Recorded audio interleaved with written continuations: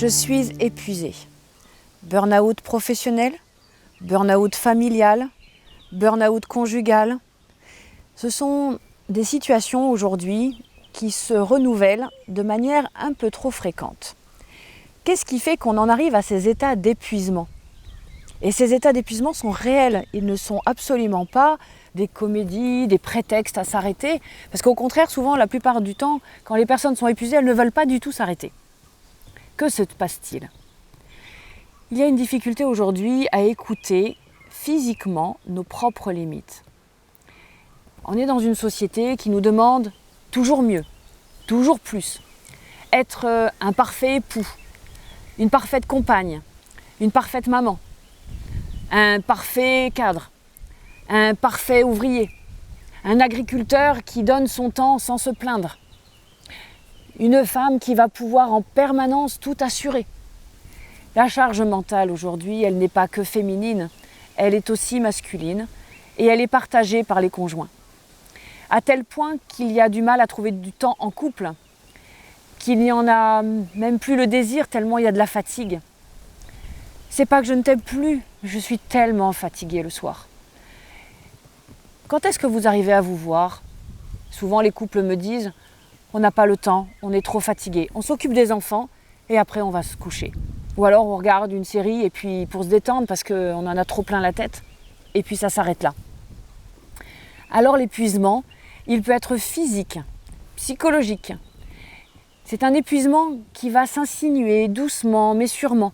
On le sait aujourd'hui, quand il y a une dose de stress trop importante, le cortisol qui est sécrété au niveau du cerveau va avoir des effets négatifs sur la santé, avec des risques cardiovasculaires notamment par exemple, mais il peut y avoir des dépressions à la clé, il peut y avoir un repli sur soi, il peut y avoir même une envie de fuite et certaines infidélités vont naître dans ce terreau. Prendre conscience de son épuisement, pour certains ça va être une évidence. Pour d'autres, pas du tout. Il y a des personnalités de battants, des personnalités jusqu'au boutistes, des personnalités hyperactives qui ne vont pas voir leur épuisement et qui vont même avoir du mal à entendre ce que leurs collègues, leurs conjoints, peut-être leur famille ou leurs amis leur disent « Attention, là tu vas trop loin, ce serait bien que tu t'arrêtes ». Et donc il m'arrive quelquefois d'accueillir des personnes dans mon cabinet complètement épuisées. Les émotions à fleur de peau, ne supportant plus rien, n'arrivant plus à se lever le matin, ayant du dégoût pour tout, n'arrivant plus à dormir, ou au contraire, ne rêvant que d'une chose, c'est dormir, dormir, dormir.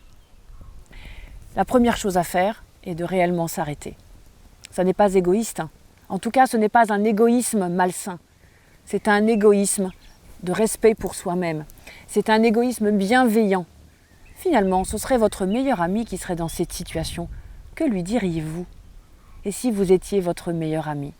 Si vous preniez soin de vous comme vous le conseilleriez à votre proche ? Alors oui, ça va demander peut-être de mettre de côté certaines choses. Souvent, il y a une culpabilité. Mais je ne peux pas faire ça à mes enfants. Mon conjoint ne va pas comprendre. Je ne peux pas tout abandonner. Et mes collègues, que vont-ils dire ?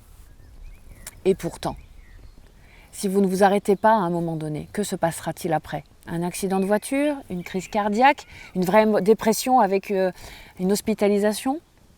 Il est peut-être temps de faire un peu de prévention. Il est peut-être temps de s'occuper de soi. Et de prendre le temps vraiment de se reposer. Dans un burn-out, 15 jours, ça ne suffit pas. C'est minimum 1 mois, voire 3 à 6 mois de repos. Repos ne veut pas dire ne plus rien faire.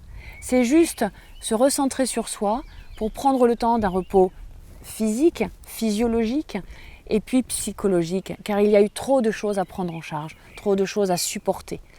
On n'est pas là pour subir notre vie, mais pour pleinement la vivre. Et la vivre telle qu'on est, avec nos aspirations, avec nos talents. Et dans ces cas-là, les talents, on n'arrive plus à les mettre en œuvre. On n'arrive plus à développer nos qualités et on a plutôt tendance même à se voir en négatif et à voir le reste ou les autres en négatif. Donc besoin d'un temps de repos pour, je dirais, un peu nettoyer sa vie, faire le ménage. Et il peut être bon d'aller s'isoler. J'encourage vivement les personnes à aller, dans ces cas-là, dans un véritable épuisement, à partir 1 semaine seule quelque part, pour se recentrer, se reposer, avoir un rythme qui leur correspond sans contrainte. Et ensuite de revenir progressivement à la vie quotidienne et puis aussi de demander de l'aide, de déléguer. soit de la famille, soit des amis, soit peut-être les services sociaux, soit peut-être d'autres personnes qui pourront venir prendre en charge les enfants, qui peuvent faire du ménage, qui peuvent aussi aider au niveau professionnel. Alors quand on est indépendant, ce n'est pas toujours facile. En tout cas, les moyens existent et il est nécessaire dans ces moments-là de les prendre pour se préserver et je dirais éviter d'être en mode survie. Une fois qu'on a pu passer ce cap, il y a tout un chemin pour se réintégrer, se réparer. Et là, l'aide de professionnels est intéressant. Ce n'est pas au conjoint de tout faire. Ce n'est pas lui qui peut sauver, ce n'est pas lui qui peut tout réparer. Il peut porter pendant un temps, il peut accompagner, il ne peut pas tout faire non plus. C'est très important d'en prendre conscience de manière à ne pas fragiliser le couple. Car il y a des couples, des relations de couple qui finissent par s'épuiser parce que justement, on demande trop à l'un et à l'autre. Alors en couple, on est là pour s'entraider, pour se soutenir, mais pas pour tout faire pour l'autre. Donc l'épuisement peut venir aussi de là. J'ai trop donné à l'autre. Je m'épuise, il en demande toujours et encore. Et finalement, je n'y arrive plus. Je me perds dans la relation. Un bon questionnement. Qu'est-ce qui fait que je peux me perdre à ce point dans la relation ? Est-ce une dépendance affective ? Est-ce que, comme au travail, j'ai besoin de reconnaissance ? Est-ce que j'ai besoin de me valoriser d'une manière ou d'une autre ? Est-ce que j'ai peur de perdre quelque chose ? Est-ce que j'ai peur de l'abandon ? Qu'est-ce qui fait que je vais m'épuiser à ce point ? Que ce soit au travail ou dans sa relation de couple, la question est qu'est-ce qui fait que je suis arrivée à ce stade-là ? Est-ce que c'est pour répondre à une injonction parentale ? Tu dois être parfait, tu dois faire ça, tu dois atteindre cette hauteur.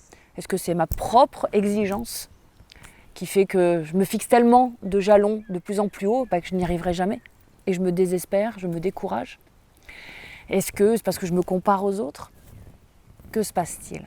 Voilà. Et ça peut être l'occasion de travailler sur des blessures personnelles, peut-être revisiter sa relation à soi, aux autres et la relation de couple.